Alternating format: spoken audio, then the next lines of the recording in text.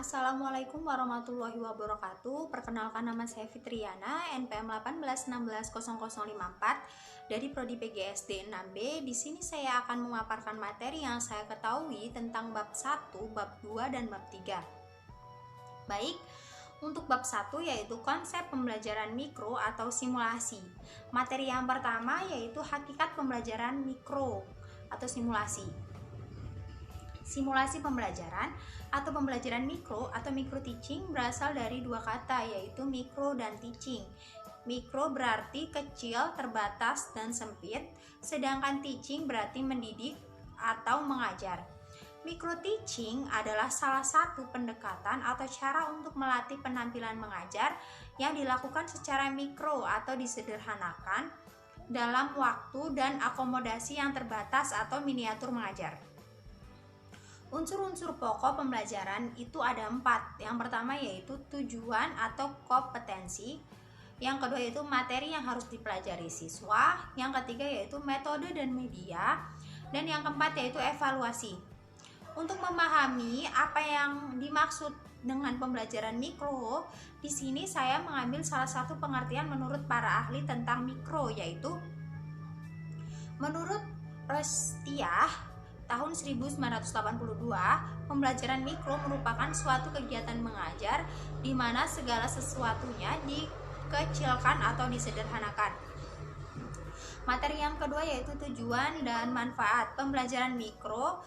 Tujuan mikro yaitu memiliki tujuan dalam upaya memfasilitasi mahasiswa atau calon guru atau guru untuk menguasai dan memiliki kompetensi yang diharapkan.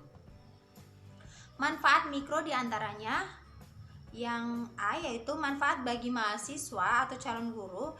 Seperti setiap mahasiswa atau calon guru dapat melatih bagian demi bagian dari setiap keterampilan mengajar yang harus dikuasai secara lebih terkendali dan terkontrol.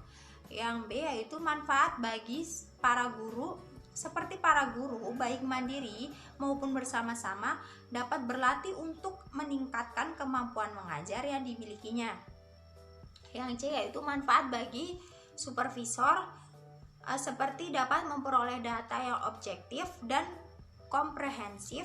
Tingkat kemampuan para calon guru maupun para guru dalam hal kemampuan mengajar yang harus dikuasai sesuai dengan tuntutan profesinya. Materi yang ketiga yaitu karakteristik pembelajaran mikro. Bentuk penyederhanaan melalui pembelajaran mikro yaitu dengan berlatih hanya memusatkan perhatian pada jenis keterampilan tertentu. Setiap yang berlatih berusaha secara terkonsentrasi hanya melatih bagian-bagian tertentu sesuai dengan yang direncanakan. Bentuk penyederhanaan dalam pembelajaran mikro tersebut adalah merupakan ciri khas atau karakteristik utama dari pembelajaran mikro. Materi yang keempat yaitu prinsip pembelajaran mikro. Adapun prinsip-prinsip umum pembelajaran mikro antara lain prinsip perhatian, motivasi, aktivitas, balikan dan penguatan, tantangan, dan perbedaan individual. Bab 2 yaitu metodologi pembelajaran. Materi yang pertama yaitu pembelajaran dalam kurikulum 2013. Menurut Panduan Teknis Kurikulum 2013, Sekolah Dasar tahun 2013, halaman 9, pembelajaran dalam kurikulum 2013 bercirikan tematik terpadu, di mana tematik terpadu ini adalah pembelajaran yang menggunakan tema. Lalu pendekatan saintifik, di mana pendekatan saintifik ini adalah pembelajaran yang mendorong anak untuk melakukan keterampilan-keterampilan ilmiah, diantaranya mengamati, menanya, mengumpulkan informasi, mengasosiasi, dan mengomunikasikan. 1. Landasan filosofis kurikulum 2013. Landasan filosofi pengembangan kurikulum 2013 adalah berakar pada budaya lokal dan bangsa, pandangan filsafat eksperimentalisme, rekonstruksi sosial, pandangan filsafat esensialisme dan perennialisme, pandangan filsafat eksistensialisme dan romantisme naturalisme. Yang kedua yaitu landasan yuridis kurikulum 2013.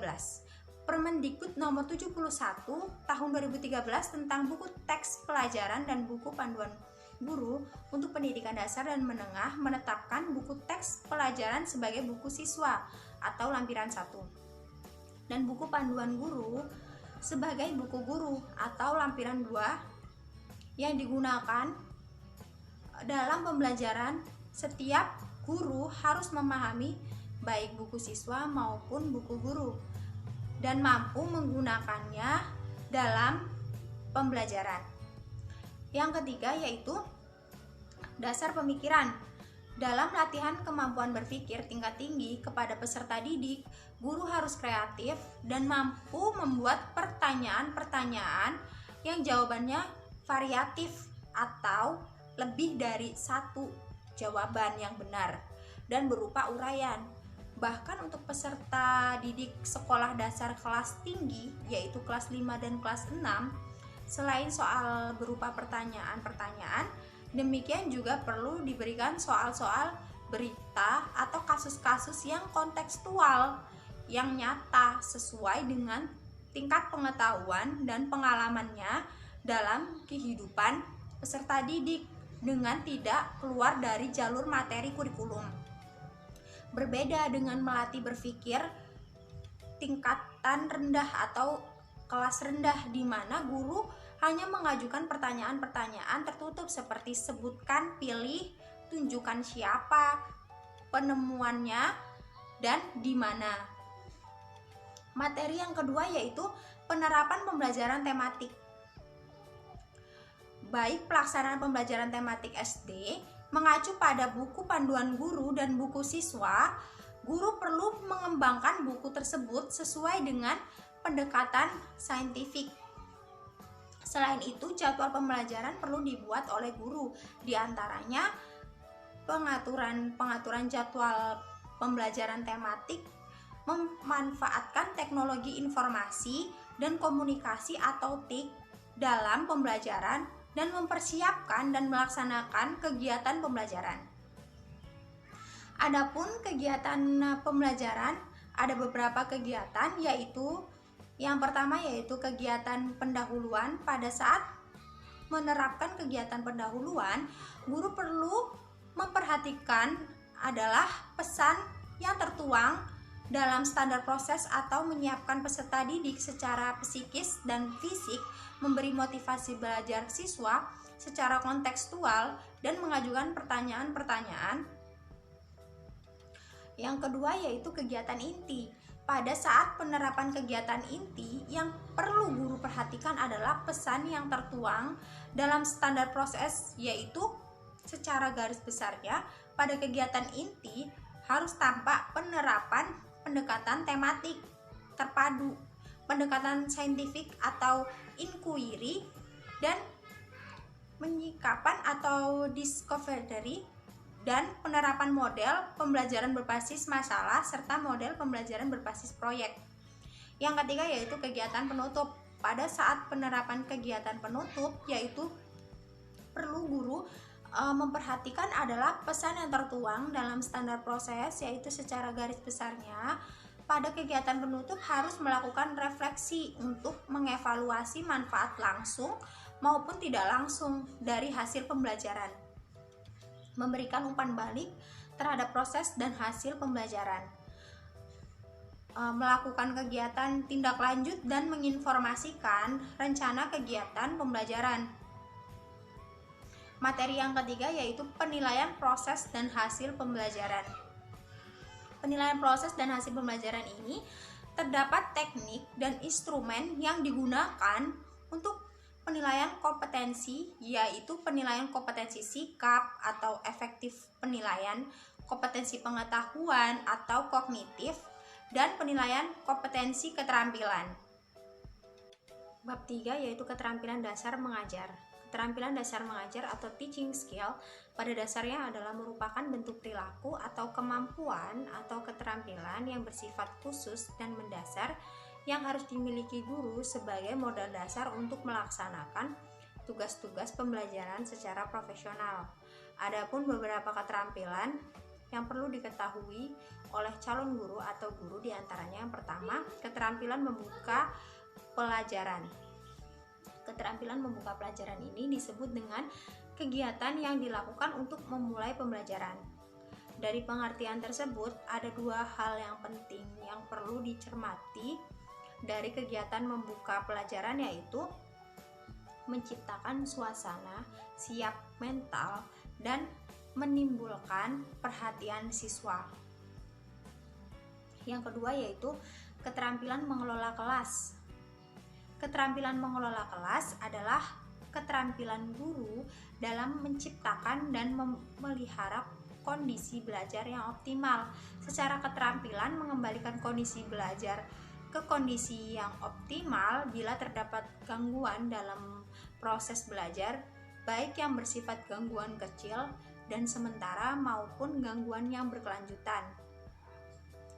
Lalu terdapat beberapa unsur yang penting yang menjadi dasar rujukan bagi guru dalam membimbing kegiatan pembelajaran, yaitu proses pengelolaan lingkungan atau proses pengelola lingkungan, interaksi antara siswa dan lingkungan, dan mencapai tujuan pembelajaran. Yang ketiga yaitu keterampilan menggunakan media atau alat. Keterampilan menggunakan media atau alat yang guru dapat ciptakan dari berbagai situasi kelas menentukan metode pengajaran yang akan dipakai dalam situasi yang berlainan dan menciptakan iklim emosional yang sehat di antara peserta didik. Komponen dan contoh media atau alat pembelajaran yaitu media audio, media visual, dan media audiovisual. Tujuan dari menggunakan media atau alat pembelajaran yaitu agar proses pembelajaran yang sedang berlangsung dapat berjalan dengan cepat, guna, dan berdaya guna. Yang B, untuk mempermudah bagi guru dalam menyampaikan informasi materi kepada peserta didik. Yang C, yaitu untuk mempermudah bagi peserta didik dalam menyerap atau menerima serta memahami materi yang disampaikan oleh guru. Yang D, yaitu untuk mendorong rasa ingin tahu peserta didik agar mengetahui lebih banyak dan mendalam tentang materi atau pesan yang disampaikan oleh guru. Yang E, yaitu untuk menghindari salah pengertian antara siswa satu dengan siswa lain terhadap materi atau pesan yang disampaikan oleh guru. Yang selanjutnya yaitu yang keempat, keterampilan menjelaskan. Keterampilan menjelaskan dalam pembelajaran adalah proses penyajian informasi secara lisan yang diorganisir dengan sistematis atau runtut untuk menunjukkan bahwa ada hubungan antara satu pesan dengan pesan yang lain, sehingga tercapailah suatu pemahaman yang utuh dan yang diinginkan. Yang kelima yaitu keterampilan variasi stimulus. Secara sederhana dapat dirumuskan bahwa yang dimaksud dengan variasi stimulus adalah upaya guru dalam memberikan stimulus pembelajaran secara beragam atau variasi, sehingga memungkinkan siswa dapat merespon melalui alat indera dan cara yang berbeda atau bervariasi untuk mendapatkan pengalaman belajar secara lebih luas dan mendalam. Pada garis besarnya, variasi stimulus dalam pembelajaran dapat dibagi menjadi 3 jenis, yaitu variasi pada saat kegiatan tatap muka, yang kedua yaitu variasi penggunaan media dan alat pembelajaran, dan yang ketiga yaitu variasi pola komunikasi pembelajaran. Itulah hasil pemaparan dari bab 1, bab 2, dan bab 3. Saya akhiri, wassalamualaikum warahmatullahi wabarakatuh.